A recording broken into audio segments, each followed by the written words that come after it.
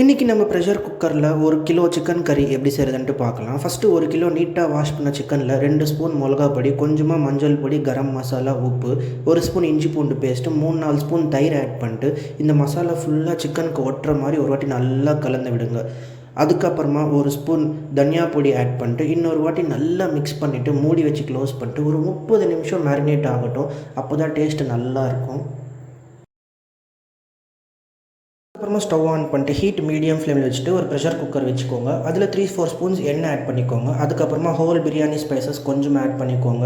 ஒரு பிரியாணி இலை, பட்டை, லவங்கம், ஏலக்காய், சோம்பு, ஜீரா இதெல்லாம் ஆட் பண்ணிக்கோங்க. அப்புறமா 2 வெங்காயம், 3-4 பச்சை மிளகா குட்டி குட்டி பீஸாக கட் பண்ணி ஆட் பண்ணிட்டு ஒரு 2 நிமிஷம் நல்லா வதக்கிக்கோங்க. அதுக்கப்புறமா 1 ஸ்பூன் கல்லுப்பு ஆட் பண்ணிட்டு ஒரு வாட்டி நல்லா மிக்ஸ் பண்ணி விடுங்க. அதுக்கப்புறமா கொஞ்சமாக கருவேப்பிலை, 2 தக்காளி குட்டி குட்டி பீஸாக கட் பண்ணிட்டு ஆட் பண்ணிட்டு இன்னொரு 2-3 நிமிஷம் மீடியம் ஃப்ளேம்லேயே நல்லா வதக்கிக்கோங்க. அதுக்கப்புறமா 1 ஸ்பூன் இஞ்சி பூண்டு பேஸ்ட்டு, கொஞ்சமாக மஞ்சள் பொடி ஆட் பண்ணிட்டு பச்சை வாசனை போகிற வரைக்கும் நல்லா வதக்கிக்கோங்க. ஒன்ஸ் பச்சை வாசனை போகிறதுக்கப்புறமா நம்ம 30 நிமிஷம் மேரினேட் பண்ணி வச்சுருந்த 1 கிலோ சிக்கன் இப்போது இதில் ஆட் பண்ணிவிட்டு இந்த வெங்காயம், தக்காளி ஃபுல்லாக அந்த சிக்கனுக்கு ஒட்டுற மாதிரி நல்லா மிக்ஸ் பண்ணி விடுங்க.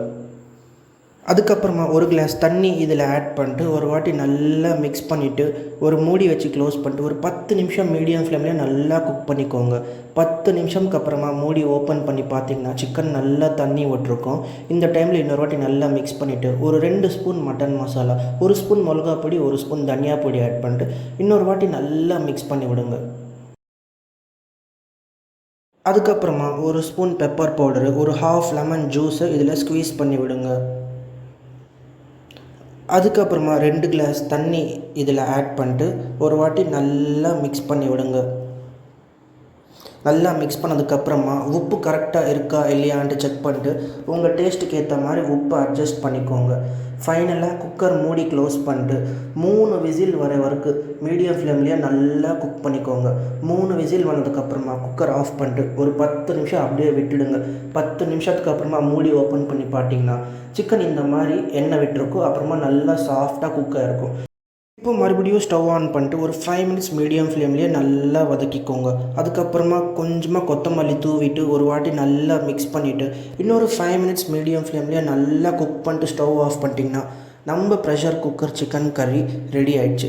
நீங்கள் இந்த ப்ரெஷர் குக்கர் சிக்கன் கறியை ஒயிட் ரைஸில் கலந்து சாப்பிட்டிங்கன்னா டேஸ்ட்டு சூப்பராக இருக்கும். ஸோ நீங்களும் இந்த ரெசிபியை ட்ரை பண்ணுங்கள். ட்ரை பண்ணிட்டு டேஸ்ட் எப்படி வந்திருக்குன்ட்டு கமெண்ட் பண்ணுங்கள். ரெசிபி பிடிச்சிருந்தா நம்ம சேனலை ஃபாலோ பண்ணிக்கோங்க.